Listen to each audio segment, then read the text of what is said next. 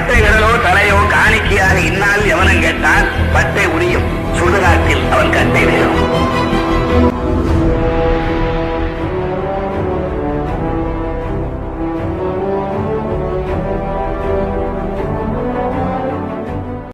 நண்பர்களே வணக்கம்.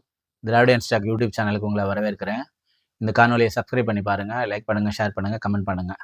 இந்த அதிமுகவோட ஐடி விங் பிரசாத், அப்புறம் அஜய் வாண்டியார், அப்புறம் சேலம் பிரதீப் குமார், இவங்கெல்லாம் இதுலேருந்து ஆரம்பித்து அப்படியே அதிமுகவில் நிறைய பிரபலங்களில் போய் அந்த தீங்கிரை படத்தோட தயாரிப்பாளர் ஒரிஜினல் தயாரிப்பாளர் எடப்பாடியோட பையன் மிதுன் தாங்கிற அளவுக்கு இந்த சர்ச்சை கிளம்பிடுச்சு. இது கிளம்புன 2-3 நாள்லயே ஸ்ரீகாந்த் அரெஸ்ட் பண்ணப்பவே ஸ்ரீகாந்த் மேலே நான் பரிதாபப்படுறேன்னு சீமான் பேசி முடிச்சுக்கிட்டு அப்படியே கிளம்பிட்டாரு. அப்போவே எனக்கு ஒரு டவுட் இருந்துச்சு, என்னடா சீமான் இதோட போயிட்டாரு. சீமான் ஆக்சுவலாக இப்போ எல்லாத்துக்கும் சப்போர்ட் பண்ணில பேசுவார். திமுகவுக்கு எதிராகவோ இல்லை அரசாங்கத்துக்கு எதிராகவோ இல்லை மக்களுக்கு எதிராகவோ எதாக இருந்தாலும் உடனே அதை ஆதரிச்சு பேசுறது தானே சீமானோட வழக்கம். எப்போ இதை விட்டுட்டாரு அப்படின்னு சொல்லி நான் நினச்சேன். அது என்னன்னா, அந்த ஏற்கனவே பார்த்தீங்கன்னா இந்த மாரிதாஸ், அவன் கேடி ராகவன், சவுக்கு, இவங்கள மாதிரி ஆட்களுக்கெல்லாம் சீமான் சப்போர்ட் பண்ணி தான் பேசுவார். ஆனால் இந்த தடவை ஏன்டா ஸ்ரீகாந்த் விஷயத்தில் நான் பரிதாபப்படுறேன் அப்படிங்கிறதோட போயிட்டாரேடா அப்படின்னு எனக்கு ஒரு டவுட் இருந்துச்சு. வழக்கமாக சீமான் அதிமுகவுக்கோ பிஜேபிக்காக ஏதாவது ஒன்றுனா உடனே அதை பேசிட்டு தானே அதுக்கப்புறம் செய்வார் அப்படின்னு சொல்லி கேட்டான். அப்புறம் என் நண்பர்கள்ட்ட ஒருத்தர் பேசிகிட்டு இருக்கும்போது அவர் சொன்னாங்க, அது ஒன்றும் இல்லைங்க, அமௌண்ட் வர வரைக்கும் பேசாமல் இருப்பார், அமௌண்ட் வந்ததுக்கு அப்புறம் தான் ஃபுல்லாக ஃபீல்டு இறங்கி பேசுவார் அப்படின்னு சொல்லி சொன்னாங்க. அது உண்மையோ பொய்யோ எனக்கு தெரில. அது திரு ஜெகத் கஸ்வர் அவர்கள் ஒருத்தர் சொல்லியிருந்தாரு, இந்த மாதிரி 3 கோடி ரூபா வேலுமணி அவர்கிட்ட வாங்கியிருக்காங்க அப்படின்னு சொல்லி அவர் குற்றச்சாட்டு சொன்னார். வேணா அதுக்கு ஆதாரம் நான் தரேன்னு சொன்னார். ஆனால் இன்ன வரைக்கும் நாம் தமிழர்லேருந்து யாருமே போய் எப்படி நீங்கள் இந்த தலைவர் மேலே இப்படி சொல்லலானோ இல்லை எங்கள் மேலே சொன்னீங்களோனோ, இந்த மாதிரி நாங்கள் இப்போ 3 கோடி வாங்குறதுக்கு என்ன ஆதாரனோ இன்ன வரைக்கும் கேட்கல. ஏன்னா அது உண்மை. அப்போ அதே மாதிரி இந்த ஃபஸ்ட்டு எடுத்தோன்னே இப்போ ஸ்ரீகாந்துக்கு பரிதாபங்கிறதோட முடிச்சுக்கிட்டு பேசாமல் போயிட்டாரு. அதுக்கப்புறம் மறுபடியும் இப்போ பார்த்தீங்கன்னா இப்போ ஒரு பேட்டி கொடுத்துருக்காரு பாருங்க. அதில் வளைச்சி பேசி இறங்கி அடின்னு அடிச்சிருக்காரு திமுகவை. என்னன்னாக்கா, அந்த அதிமுகலேருந்து அமௌண்ட் வரணும்ல, அது வரைக்கும் வெயிட் பண்ணியிருந்திருக்காரு. அந்த அமௌண்ட்டை வாங்கினதுக்கு அப்புறம் இப்போ சொல்கிறா அப்படின்னு இறங்கி கிருஷ்ணாவும் ஸ்ரீகாந்தும் அப்பாவிங்க, அதிமுக காரங்க மட்டும்தான் இதை செஞ்சாங்களா, மற்றவங்களாம் செய்யலையா, இதுக்கு இந்த விஷயத்துக்கு சம்மந்தமே இல்லாமல் உடனே காரில் டாஸ்மார்க்கு போனால் தப்பு இல்லை, வந்தாதான் தப்பு, இதெல்லாம் இதுக்கும் அதுக்கும் என்னடா சம்மந்தம்? கொக்கைன் எவ்வளோ பெரிய உலகமாக ஆபத்தான ஒரு போதை பழக்கம்.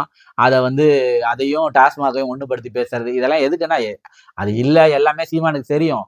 இதை மாதிரி குழப்பமா உடனே எல்லாத்தையும் ஒன்னா பேசுறது, ஜனங்களுக்கு என்ன நடக்குதுன்னு தெரிஞ்சுக்க. ஜனங்க என்னடா சொல்றாரு சீமான்னு புரியறதுக்குள்ளாரே என்ன சொல்லிடுறது, இவன் தான் தப்பு பண்ணானா, அவன் பண்ணானா, இது வண்டியில போறது தப்பு இல்லையா, போதை டாஸ்மாக்ல வாங்குறது தப்பு இல்லையா, டாஸ்மாக். அப்ப எதிரில் கேட்குற ஆடியன்ஸ் எல்லாம் ஆமா கொக்கைன் தாங்க நல்லது, டாஸ்மார்க்கே தப்புங்க அப்படின்னு ஒருத்தர் கேட்கற மாதிரி ஒரு குழப்பி விட்டுறது.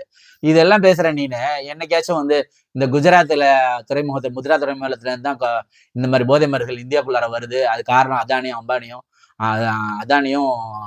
மோடியும் தான், அரசாங்கம் தான் காரணம்னு பேசுவேன் நீனு? உனக்கு அந்த தில் இருக்கா? முதல்ல உங்களுக்கு எல்லாம் தில்லுனா என்னன்னே தெரிய மாட்டேங்குது. இப்போ அந்த 18 தடவை சொல்லிட்டாரு ட்ரம்ப், நான் தான் உங்களுக்கு சமாதானம் பேசி விட்டான்ட்டு. இன்ன வரைக்கும் மோடியால் அது எதிர்த்து ஒரு வார்த்தை கூட சொல்ல முடியல. 56 இன்ச்சு அந்த பயந்தாங்கோலி எப்படி இருக்கோ அந்த பயந்தாங்கோலிக்கு சப்போர்ட் தானே நீங்களாம். அப்ப நீங்களும் அப்படித்தானே பயந்துட்டு இருப்பீங்க. இப்ப நீங்க இந்த மாதிரி நீ உண்மையிலே நேர்மையான அரசியல்வாதியா இருந்தா, இந்த மாதிரி அதிமுகவோட ஐடி விங் சேர்ந்தவனுங்களும் இவங்களும் கொக்கைனை வாங்கி வித்துருக்கானுங்க, அது தப்புன்னு உனக்கு பேசுறதுக்கு தில் இருக்கா? இதெல்லாம் இந்த மாதிரி போதைப் பொருளை ஏதோ விவசாய கூலிகளும் நாள் கூலிகளும் அழுகிற அளவுக்கு இல்லை, அவங்களோட உடம்பு வலிக்காக திரும்ப பயன்படுத்துற அந்த டாஸ்மாக் மேலே தானே உங்களுக்கு எப்பொழுதும் கண்ணு இருக்கு. இந்த மாதிரி பெரிய இடத்துல பப்புல பார்ல கோடி ரூபாயை செலவு பண்ணி போதையை தேடினவனுங்களை பத்தி ஒரு வார்த்தை பேசுறதுக்கு நீ பயப்படுற. ஏன்னா அப்புறம் வருமானம் கட்டாயிடும். அதுக்குதான் இந்த வருமானத்தை கல்லாப்பட்டிகளை வாங்கி வைக்கிற வரைக்கும் பேசாம இருந்துட்டு, வருமானம் இறங்கின அடுத்த நாள் மைக்கு முன்னாடி நின்று, தெரியுமா இது தெரியுமா, கார் எடுத்துட்டு டாஸ்மார்க்கு போனா தப்பு இல்லை, கார் எடுத்துட்டு டாஸ்மாக் போறதையோ கார் எடுத்துட்டு டாஸ்மாக்ல வரதையோ அரசாங்கம் கேக்குது. நீ குடிச்சிட்டு ஓட்டுறியான்னு தானே கேக்குது அரசாங்கம். அந்த குடிச்சிட்டு ஓட்டுறதுக்கான அரசாங்கத்தோட பெனால்ட்டியை ஒன்றிய அரசாங்கம் போடுறது. இவ்வளவு அமௌண்ட் வாங்குங்கன்னு சொல்றது இது ஒன்றிய அரசாங்கம் சொல்றது, ஸ்டேட் மாநில அரசாங்கம் செய்யறது இல்லை. ஏதாவது தெரியுமா? அரசியல் பத்தி எந்த ஒரு அரிச்சுவடியும் தெரிஞ்சுக்காம காசு சம்பாதிக்கிறதுக்கு என்ன வழி? இப்ப ஸ்ரீகாந்தும் கிருஷ்ணாவும் கேஸ்ல மாட்டிக்கிட்டாங்க. இதை எப்படி நம்ம முன்னாடி மைக்க நீட்டுவானுங்க. அதுல நம்ம என்ன காசு பாக்குறதுக்கு என்ன வழிடான்னு அதிமுக எல்லாம் திட்டுறானுங்களா? அதிமுக தான் இந்த வேலை செஞ்சிருச்சு எல்லாம் சொல்லிடுச்சா? உடனே அதிமுக ஒரு போனை போட்டு, அண்ணா நான் வந்து திமுக தீட்டு காட்டுறேன் இந்த இடத்துல, நமக்கு ஒரு அமௌண்ட்டை போடுங்கன்னு போட்டு வாங்கிட்டு திமுக பிடிச்சிட்டு உடனே சம்பந்தமே இல்லாம திமுக தான் நடவடிக்கை எடுக்குது. திமுக தான் வந்து சட்டப்படியான முறைப்படியான விசாரணை நடத்துது. அந்த விசாரணை மேல யாரும் எதிர்கருத்தே சொல்ல முடியாத அளவுக்கு முறையான விசாரணை நடத்துது. அப்பயும் உடனே திமுக மேல ஒரு பழியை போட்டுட்டு கொக்கைன் கடத்தி திருட வெளிநாட்டுல இருந்து கொக்கைனை வாங்கிட்டு வந்து இங்க லோக்கல்ல வந்து அந்த கொக்கைன்ல கலப்படம் கலந்து வித்து அதை காசு பண்ணியிருக்க ஒருத்தனும் லோக்கல்ல வந்து எம்ஜிஆர் ஜெயலலிதா உருவாக்குன டாஸ்மாக்ல சரக்கு அடிக்கிறதும் ஒரு ஒன்னா ரெண்டு ஒன்னாடா அவனுக்கு? நியாயமா பேசுங்கடா. ஒரு பேசினா கூட ஒரு விஷயத்துல ஓரளவுக்காவது நியாயம் இருக்கணும்ல.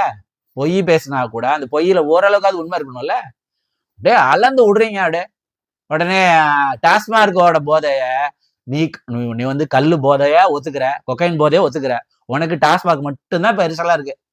கஞ்சா போதை ஓகே, உனக்கு கொக்கைன் போதை ஓகே, கல்லு போதை ஓகே. டாஸ்மார்க் மட்டும் ஒத்துக்க. அரசாங்கம் மட்டும் எதுவும் செஞ்சிடக்கூடாது.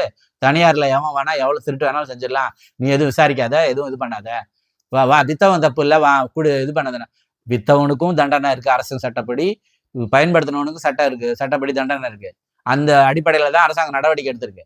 எவ்வளவு நேர்மையான விசாரணை நடந்திருக்கு, எவ்வளவு முறையான விசாரணை நடந்திருக்கு, எவ்வளவு முறையான கைதுகள்னா அவரே வந்து கிருஷ்ணா வந்து அவரே தானே ஆஜராகி தன்னை நிரூபிச்சிருக்காரு. ஸ்ரீகாந்த் தான் அவரே தானே ஸ்ரீகாந்தை கைது பண்ணதுல அவரே தானே டெஸ்ட்ல இதாயிருக்காரு. இதுல என்னத்த நீ கண்ட உடனே அதிமுக பேரை பயன்படுத்துறாங்கன்னு? அதிமுகவே இல்லாத அக்கறை உனக்கு என்னடா? நாய் வால் ஆட்டலாம், வால் நாய் ஆட்டக்கூடாது. அது தெரிஞ்சுக்கங்க முதல்ல. நன்றி நண்பர்களே, வணக்கம்.